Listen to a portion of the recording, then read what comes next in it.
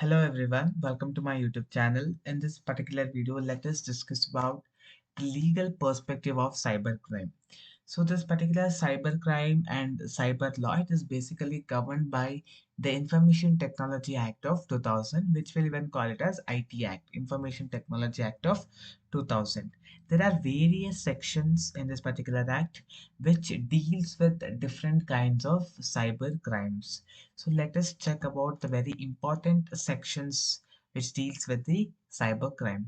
The first one is section 43. Section 43 actually deals with the unauthorized access and data alteration. So if any of the person without your permission accesses your data and does any modification for the data or damages that data, manipulates that data, then you have to you have to refer to this particular section 43.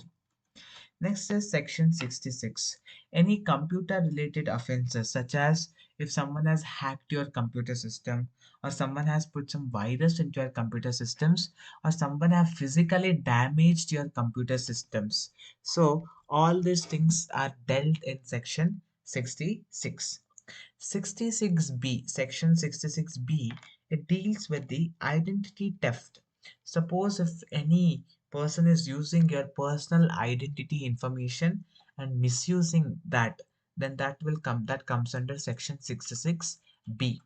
Next we have section 66C. So this is usually with the electronic signature.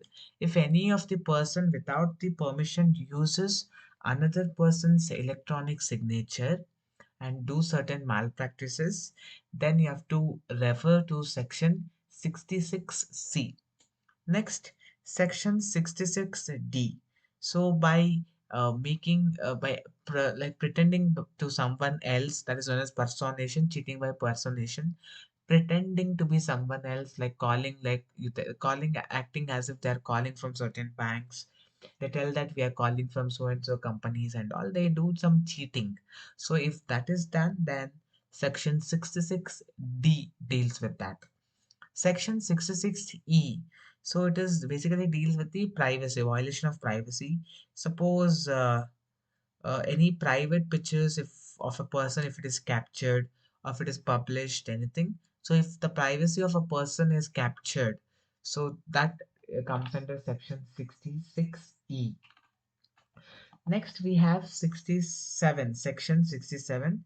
So it is publishing or transmitting obscene material. So if any adult materials or adult pictures, sexual content pictures, if it is published anywhere else without any permission in the electronic digital mode, then it comes under section 67. Next is section 69A.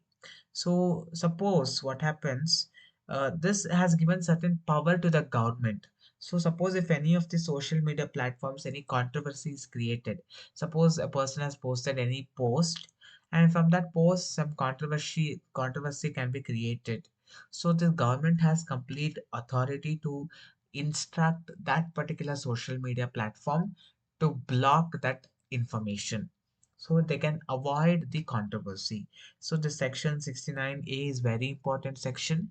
So it has given the power to government to issue directions for blocking. Now there are certain amendments have additional legislations have that have been made to this Information Technology Act. So the first amendment was made in the year 2008. So in that they added a new offense, that is something called as cyber terrorism. So 2008 ಅಲ್ಲಿ amend ಆಗಿರ್ತಕ್ಕಂಥ information technology act ಅಲ್ಲಿ cyber terrorism ಎನ್ನುವಂತಹ ಒಂದು concept ನ ಕೂಡ add ಮಾಡಿದ್ದಾರೆ. Next, the information technology, again the amendment was done in the year 2009. There, they have made certain provisions for securing sensitive personal data. So actually personal data andre ಏನು ಅನ್ನೋದನ್ನ they have told very clearly. Sensitive personal data means what and how to protect that. What are the provisions for securing that sensitive personal data have been clearly mentioned in the Amendment Act of 2009, Information Technology Amendment Act. Next, we have National Cyber Security Policy of 2013. So again, there are certain guidelines, rules and regulations produced by this policy in which you can have a safer, secured cyberspace work environment. Next is Personal Data Protection Bill. So it basically deals with how to protect your personal data, how to have the security of your sensitive and confidential informations. Apart from these, we have cells and agencies. We have cybercrime cells and agencies. So we have basically three types of cells and agencies. One is cybercrime cell. So that is cyber police stations are there. So they have been established only to deal with the cyber crimes. So they will investigate and address these particular cyber crimes. Next, we have CBI, Central Bureau of Investigation. So very complex cases, which is done at very greater extent, big crimes, big cases. Those things will be handled by CBI, Cyber Crime Investigation Cells is there. Apart from that, we have Central Bureau of Investigation. Next, we have the very important, that is Indian Computer Emergency Response Team. So this is a team which is set up to handle the cybersecurity incidents. If any incidents have occurred, such as cybercrime or cyber attacks, cyber threats, so this particular team will actually handle those.